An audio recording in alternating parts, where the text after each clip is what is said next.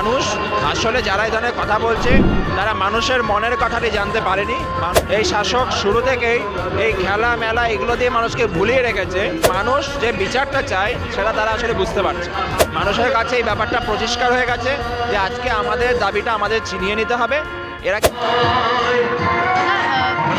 সাংবাদিক থেকে শুরু করে বিভিন্ন স্তরের রাজনৈতিক ব্যক্তিত্বরা, শাসক দলের বলা যেতে পারে, তারা দাবি করছে দ্রোহের যত আন্দোলন, যত প্রতিবাদ, যখনই মানুষের উৎসব বা কিছু পুজো বা সামনে বড়দিন, তার আগেই যত আন্দোলনের প্রভাব পড়ে, তাহলে তো শুধু সবটাই লোক দেখানো এরকম তো নয়। না, এটা পুরোপুরি সঠিক নয়। কারণ হচ্ছে আমরা যেটা দেখলাম যে সিবিআই চার্জশিট যখন জমা দিল না, সন্দীপ ঘোষকে ছাড়া পেয়ে গেল, তারপরেই আমরা পরের দিনই একটা সিজি অভিযান করেছিলাম এবং তারপর আমরা বসেছিলাম বিভিন্ন গণসংগঠন, ওয়েস্ট বেঙ্গল জেনারেটর্স ফ্রন্টের বিভিন্ন সদস্যরা আমরা আলোচনা চালিয়েছি। ফলে আমাদের এই প্রোগ্রামটা নিতে একটু সময় লেগেছে, এক সপ্তাহ আমরা সময় নিয়ে আলোচনার ভিত্তিতে আমরা নিয়েছি। ফলে এটা এরকম কোনো ব্যাপার নেই উৎসবের দিনে করা বলে।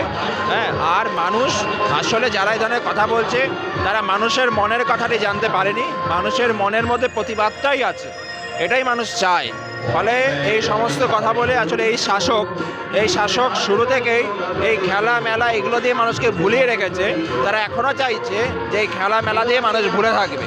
তো মানুষ যে বিচারটা চায় সেটা তারা আসলে বুঝতে পারছে। কল্যাণ বন্দ্যোপাধ্যায় নিজে লড়ছেন যাতে তোমাদেরকে 24 তারিখ ধর্মতলায় একদম একদম না, এটা তো পরিষ্কার হয়ে গেছে।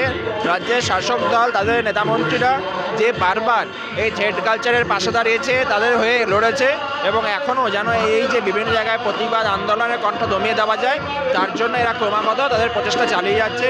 মানুষের কাছে এই ব্যাপারটা পরিষ্কার হয়ে গেছে যে আজকে আমাদের দাবিটা আমাদের ছিনিয়ে নিতে হবে। এরা কেউ দাবি দেবে না এবং যত মুখে যতই বলুক বিচার চাই, তারা বিচারের বিরুদ্ধেই কাজ করছে। বাংলা হান্টের আরো খবর দেখতে নজর রাখুন। বাংলা খবর মানেই বাংলা হান্ট।